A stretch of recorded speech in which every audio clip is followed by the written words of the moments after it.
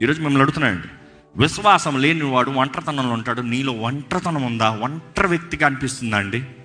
Do you feel lonely, left out, isolated? జాగ్రత్త.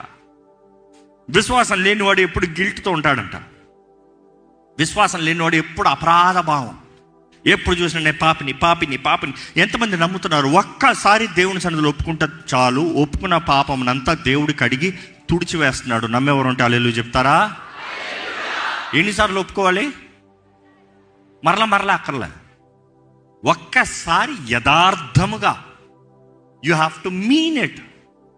కొంతమంది చూడండి, ఇంట్లో సారీ సారీ సారీ అంటారు, చేసి చేస్తూనే ఉంటారు. సారీ సారీ సారీ అని చేసి చేస్తూ ఉంటే ఎలా ఉంటుంది?